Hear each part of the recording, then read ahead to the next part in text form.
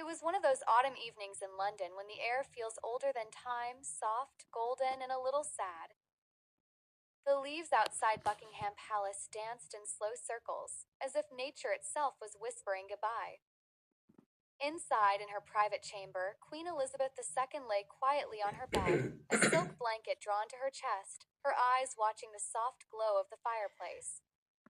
Her face still carried that royal calm she had worn all her life. Yet tonight there was something else, a light behind her gaze, deep and mysterious. It was the look of someone who had seen the world from the highest throne and was now ready to face the one beyond all thrones. At her side sat her eldest son, Prince Charles. His eyes were red, his hands trembling slightly as he tried to hold his composure. He had seen his mother strong in every storm, through wars, scandals, and centuries of changing Britain. But tonight she looked fragile, almost human. For a long time neither spoke. Ticking of the antique clock echoed softly in the silence. Tick, tock, tick, tock. Then the Queen turned her head slowly, her gaze resting on her son. "Charles," she whispered. He leaned closer, his voice breaking slightly. "Yes, Mother." She paused, as if measuring every word carefully. "When I close my eyes," she said, "remember, truth is not always found where we are born, but where our soul finds peace." Charles frowned gently. "What do you mean, Mother?" Her lips curved into a faint, almost secretive smile. "There is a truth, my dear boy, older than crowns, older than kingdoms." She closed her eyes for a moment, then opened them again with a kind of glow he had never seen before. "I have read," she said softly, "about a faith they call Islam, and sometimes when I read those words, As-salam, peace, I felt something I never felt even inside the grandest cathedral." Charles's breath caught. He wanted to say something, anything, but words failed him. The Queen continued, her voice now weaker but still steady. "I once came across the saying of a man named Muhammad, peace be upon him. They call him a prophet. And he said, 'The best of you are those who are just and kind.'" Her eyes filled with tears, not of pain but of serenity. She turned to look at her son, and for the first time she was not the Queen, just a mother speaking to her child. "Charles," she whispered, "if you ever wish to lead, lead with justice. That is what he taught. That is what peace means." Charles squeezed her hand, his throat tightening. "You always led with grace, Mother." But she shook her head gently. "No, my son. I led with duty. But grace, grace comes from faith." Her fingers slowly relaxed in his palm. The silence grew deeper, sacred almost, as if the walls themselves were holding their breath. In that stillness, the Queen looked out of the window one last time.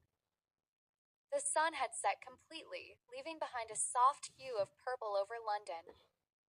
And in a barely audible voice, she said, "God is one." The world just forgot how simple that truth really is.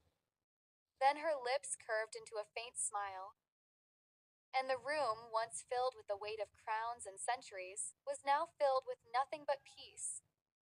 The ticking clock continued tick, tock, tick, marking the end of an era, and perhaps the beginning of a new one. The palace felt different after that night. The chandeliers still glowed, the guards still changed at the gate, and the world still called it Buckingham, but something unseen had left the walls forever. It was as if the heartbeat of the kingdom had paused, leaving behind a silence too heavy to describe. King Charles walked through the long corridors, every step echoing memories. The portraits of past monarchs stared down at him stern, distant, cold, but one frame drew his attention more than any other. It was his mother's last portrait, taken only months before her death. Her eyes, painted with delicate strokes, seemed to follow him wherever he went. He stood before it for a long time. "Mother," he whispered, "what did you mean that night? About peace? About Islam?" The word itself lingered in the air, strange yet soothing. He didn't know why, but since that night, something inside him had begun to shift a quiet curiosity, an invisible pull. Days turned into weeks, filled with formal ceremonies, endless documents, and a crown heavier than it looked. But at night, when the palace was asleep, Charles would find himself drawn to his mother's private study, the room no one entered without her permission. One night, unable to resist, he stepped inside. The air was still scented with her lavender perfume. Everything was perfectly arranged: her desk, her pen, her Bible open beside a small stack of notes. And then, beneath the Bible, he noticed something odd: a sealed envelope with his name written in her delicate handwriting. "To my son, Charles." His heart began to race. He sat down, broke the seal carefully, and unfolded the letter. It began with the words, "Is greater than, my dear Charles. If you are reading this, it means I have gone to meet the one I spoke of. I do not know how history will remember me as a queen. Perhaps, but I hope, as a seeker of truth." He stopped breathing for a second. Her handwriting trembled slightly, but her words were crystal clear. "Is greater than I have read, in secret, for many years, the teachings of the Quran. I first came across it during a visit to the Middle East in 1979. I was given an English translation by a kind scholar who told me, 'If you wish to understand peace, Your Majesty, start with the word Islam itself.' I smiled politely that day, but later, I read it, and I wept." Charles's eyes filled with tears. He read on, his hands shaking slightly. "Is greater than the words spoke to me in a way no sermon ever had. It said, 'Indeed, in the remembrance of God, hearts find peace.' And I did, Charles. I found peace there in that remembrance." He wiped his eyes, trying to focus on her words. "Is greater than I did not speak of this publicly, for a queen's voice is not her own. It belongs to the crown, to politics, to history. But I am writing to you not as a queen, but as your mother. If ever you find yourself lost in power, noise, and titles, remember that true peace lies not in ruling people, but in understanding them." Her closing lines were even softer, yet they struck deep into his heart. "Is greater than one day the world may see Islam differently. Perhaps you will be the one to remind them that faith was never the enemy, ignorance was." The final words were written in trembling ink. "Is greater than lead with justice. My son, for justice is the closest thing to God." Charles sat motionless, the letter resting in his hands. Outside, the wind howled softly against the palace walls, as if carrying her words through time itself. He looked again at her portrait. For the first time, he saw not just his mother, but a soul that had quietly searched for truth, beyond crowns and titles. He folded the letter gently and placed it close to his heart. In that moment, the new king felt something he hadn't felt in years, a strange calm, almost like salam. And as the royal clock struck midnight, King Charles whispered into the empty room, "Is greater than mother. Perhaps your peace will now become my path." It had been several months since the Queen's passing. King Charles had resumed his royal duties, attending events, greeting ambassadors, and delivering speeches filled with polished words and practiced smiles. But behind those smiles lived a quiet storm. Each night, he would read the letter again. Sometimes aloud. Sometimes silently. The words "truth is not always where we are born" echoed in his mind like an unanswered prayer. He found himself searching online for more, about Islam, about Prophet Muhammad, about what his mother might have truly understood. But he kept it secret. Even from those closest to him. Until one morning, a message changed everything. His private secretary entered the study, holding a tablet. "Your Majesty," he said nervously, "you might want to see this." On the screen was the title of a new episode of the Judge Judy podcast, trending worldwide. Queen Elizabeth's secret conversations, the words she never spoke in public. Charles's heart skipped. He frowned slightly. Judge Judy? The American judge? Yes, sir, the secretary nodded. She's claimed to have received a private letter from one of the Queen's former staff members. Apparently, it's about religion. The king's hand froze midair. Play it, he said quietly. The room filled with the sharp, confident voice of Judge Judy. Welcome back to the podcast. Today's story is not about crime or law, it's about truth, a truth whispered behind the walls of Buckingham Palace. According to a letter I received, Queen Elizabeth II spoke about Islam during her final days. Charles felt his throat tighten. He leaned forward, every muscle in his body tense. The Queen, it seems, admired the teachings of Prophet Muhammad, peace be upon him. She was quoted saying, "If the world understood Islam's peace, there would be fewer wars." Now, this is not a claim of conversion, but rather a reflection of respect. A private faith, hidden under the weight of the crown. The podcast paused.